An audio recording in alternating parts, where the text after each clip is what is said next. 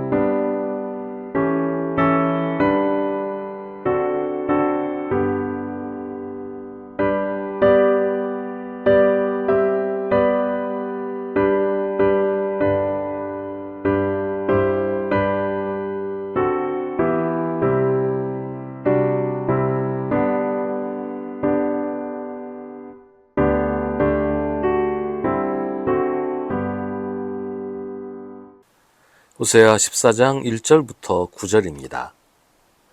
이스라엘아, 주 너의 하나님께로 돌아오너라. 네가 지은 죄가 너를 걸어 거꾸로 뜨렸지만 너희는 말씀을 받들고 주님께로 돌아와서 이렇게 하려라. 우리가 지은 모든 죄를 용서하여 주십시오. 우리를 자비롭게 받아주십시오. 수송아지를 드리는 대신에 우리가 입술을 열어 주님을 찬양하겠습니다. 다시는 아시리아에게 우리를 살려달라고 호소하지 않겠습니다. 군마를 의지하지도 않겠습니다. 다시는 우리 손으로 만들어 놓은 우상을 우리의 신이라고 고백하지도 않겠습니다. 고아를 가엾게 여기시는 분은 주님밖에 없습니다. 내가 그들의 반역하는 병을 고쳐주고 기꺼이 그들을 사랑하겠다. 그들에게 품었던 나의 분노가 이제는 다 풀렸다. 내가 이스라엘 위에 이슬처럼 내릴 것이니 이스라엘이 나릿꽃처럼 피고 레바논의 백향목처럼 뿌리를 내릴 것이다. 그 나무에서 가지들이 새로 뻗고 올리브 나무처럼 아름다워지고 레바논의 백향목처럼 향기롭게 될 것이다. 그들이 다시 내 그늘 밑에 살면서 농사를 지어서 곡식을 거둘 것이다. 포도나무처럼 꽃이 피고 레바논의 포도주처럼 유명해질 것이다. 에브라임이 고백할 것이다.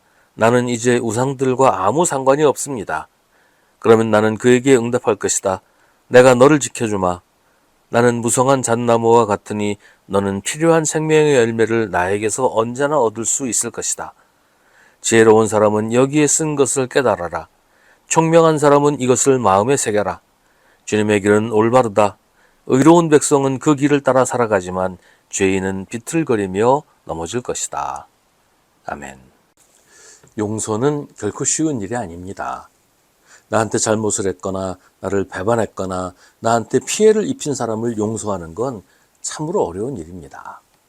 내가 당한 피해를 보상받고 내가 당한 만큼 그 사람도 당해야 조금이라도 마음이 풀리죠. 내가 당한 일이 아니어도 다른 사람한테 해를 끼치고 악한 일을 한 사람이라도 그 사람을 용서하기가 쉽지 않아요. 내가 피해가 없어도 그래요. 내가 용서할 일이 아닌데도 사람을 용서하는 게 쉽지 않아요. 그런데 내가 용서해야 하는 입장이라면 더 어렵죠.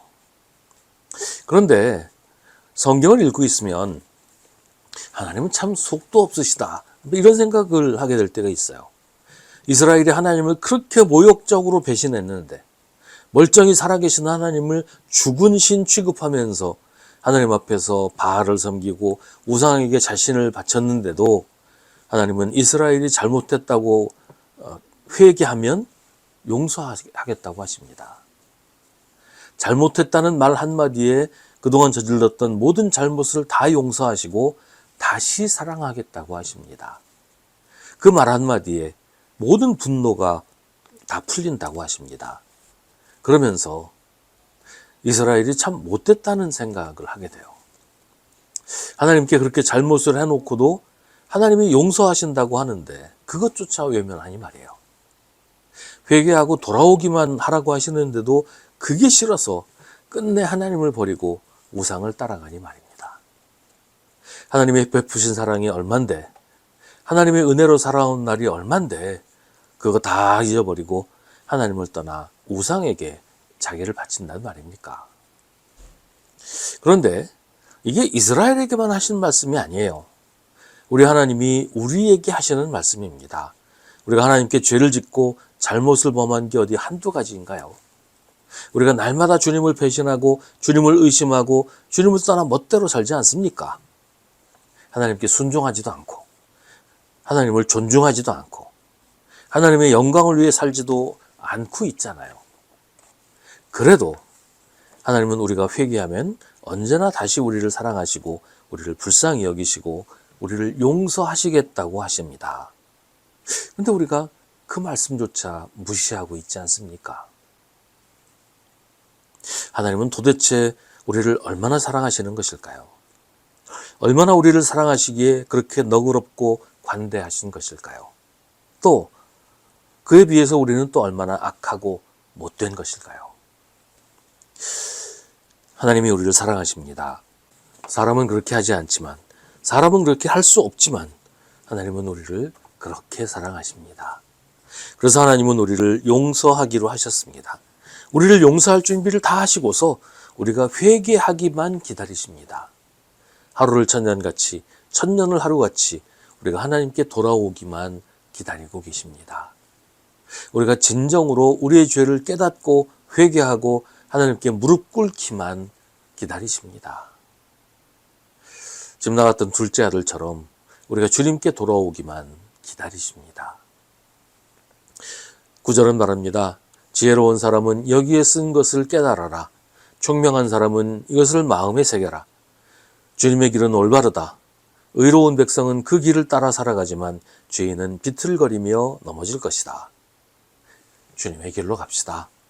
우리를 사랑하시는 주님의 길로 갑시다. 세상에서 하나님 대신 섬기던 것들 다 버리고 주님만 섬깁시다. 그게 우리가 세상에서 행복하게 사는 길입니다. 그게 우리가 하나님의 나라에서 복되게 사는 길입니다. 아니, 그것만이 우리가 살 길입니다.